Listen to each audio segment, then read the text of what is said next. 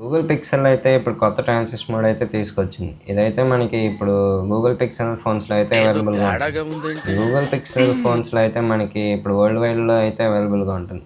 Google అయితే transit mode అనేది మనకి మార్చ్‌లో తీసుకురావడం జరిగింది. ఇప్పుడు ఈ రోల్ ఔట్ అవుతుంది. ప్రస్తుతం ఇదైతే మనకి త్వరలో అన్ని గూగుల్ పిక్సెల్ ఫోన్స్‌లో అయితే అవైలబుల్‌గా ఉంటుంది.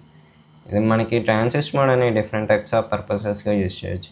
ట్రాన్సిస్ట్ మోడ్ అని మన సౌండ్ ప్రొఫైల్‌గా యూజ్ చేసుకోవచ్చు. మనకు కావాలని సౌండ్ సెట్టింగ్స్ గానీ, ఇలాంటి డిఫరెంట్ టైప్స్ ఆఫ్ సెట్టింగ్స్ అయితే యూజ్ చేయొచ్చు. ఇంక ఈ ట్రాన్సిస్ట్ మోడ్ వచ్చేసి మనకి ఇంటరప్షన్స్ నుంచి అయితే ప్రివెంట్ చేస్తుంది.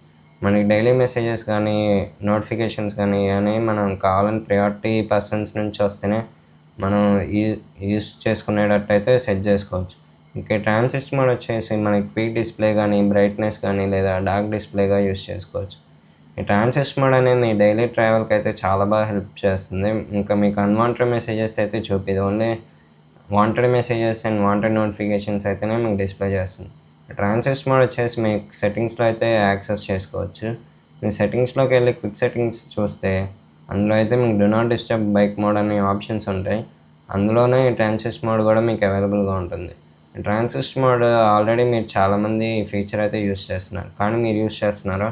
వీడియో మీకు నచ్చితే లైక్ చేయండి, షేర్ చేయండి, సబ్స్క్రైబ్ చేయండి. అలాగే మరికొన్ని వీడియోస్ కోసం మన ఛానల్ ఫాలో అవ్వండి. Until then bye.